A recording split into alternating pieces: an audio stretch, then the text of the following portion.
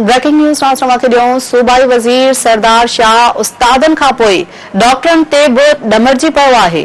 सरदार शाह बरसातुनि वारी सूरतहाल जे मुआइने दौरान उमरकोट में डॉक्टर ड्यूटी ते न हुजण ते मछरजी पियो। सरदार शाह चयो त डॉक्टर खे पकड़े लॉकअप में हणोसि त ख़बर पवेसि। सिंध मेडिकल एसोसिएशन जो सख़्त रद्द-ए-अमल ॾींदे चयो आहे त डॉक्टर सरदार शाह जा कमदार नाहिन।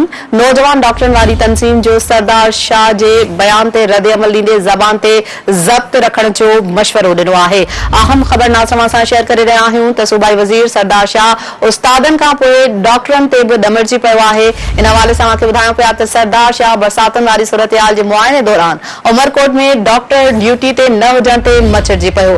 सरदार शाह चयो त डॉक्टर खे पकड़े लॉकअप में हणोसि त ख़बर पवेसि। सिंध मेडिकल एसोसिएशन सख़्त रद्द-ए-अमल ॾींदे चयो आहे त डॉक्टर सरदार शाह जा कमदार नाहिन। नौजवान डॉक्टरनि वारी तंज़ीम जो सरदार शाह जे बयान ते रद्द-ए-अमल ॾींदे चवण हो त ज़बान ते ज़ब्त रखण जो मशवरो ॾियूं था। जी नाज़रन खे ॿुधायूं पिया सूबाई वज़ीर सरदार शाह उस्तादनि खां पोइ डॉक्टरनि ते बि ॾमरजी पियो आहे। इन हवाले सां वधीक सूबाई वज़ीर सरदार शाह जो छा चवणु आहे, अचो तव्हांखे ॾेखारियूं। एसपी साहब तव्हांखे ॿुधाईंदासीं हिते तव्हां जेके डॉक्टर नथा अचनि न हुतां तव्हां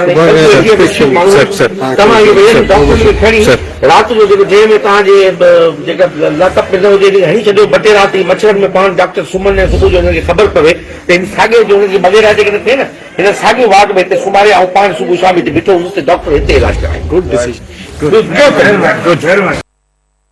जी नाज़रन सरदार शाह जी ॻाल्हि ॿोल ॿुधी जंहिंमें हुनजो इहो चवणु आहे त डॉक्टर ड्यूटी ते नथा अचनि त उन्हनि खे थाणे में विझोसि। अवां ॿुधायूं था सूबाई वज़ीर सरदार शाह उस्तादनि खां पोइ डॉक्टरनि ते बि ॾमरजी पियो आहे।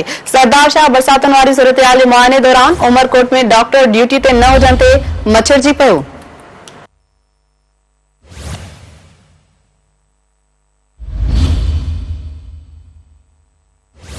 ब्रेकिंग न्यूज़ नाज़रन सां शेयर करे रहिया आहियूं। सिंध मेडिकल एसोसिएशन जो सख़्त रद्द-ए-अमल साम्हूं आयो आहे।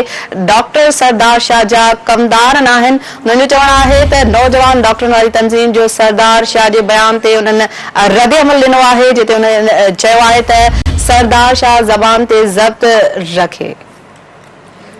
ब्रेकिंग न्यूज़ नाज़रन सां शेयर करे रहिया आहियूं। सूबाई वज़ीर सरदार शाह उस्तादनि खां पोइ डॉक्टरनि ते बि ॾमरजी पियो। तफ़सील मालूम कयूं था सिंध टीवी न्यूज़ जे रिपोर्टर मेहदी बलोच खां। मेहदी बलोच, छा वधीक चवणु आहे सूबाई वज़ीर सरदार शाह जो, आगाह कजो।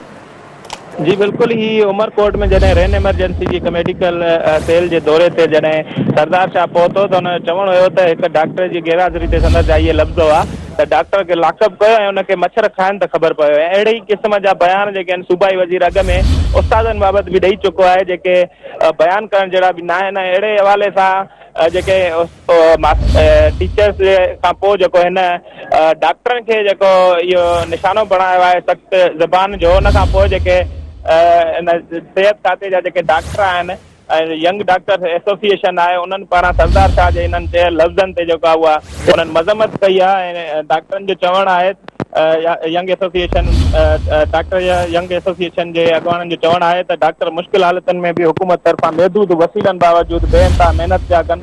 ऐं सरदार शाह खे गुज़ारिश था कयूं त ॻाल्हाइण खे खां हू अॻ में पंहिंजे लफ़्ज़नि ते गौर करे।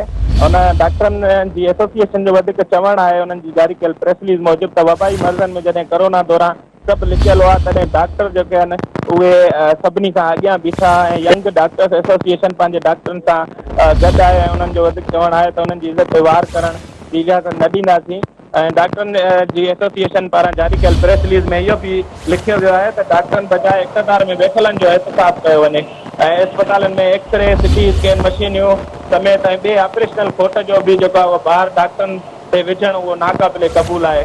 अव्हांखे इहो ॿुधाईंदो हलां त ही उमरकोट में जेको आहे इहो दौरे दौरान इहे सरदार शाह जा चयल लफ़्ज़ हुया त डॉक्टरनि खे मच्छर खाइनि। हिन खां अॻ में बि हुन उस्तादनि बाबति जेको आहे ग़लति लफ़्ज़ जेके आहिनि उहे नाज़िबा इस्तेमालु कया हुया। ठीकु आहे, वॾी महिरबानी मेहदी बलोच तफ़सील ॾियण जे लाइ।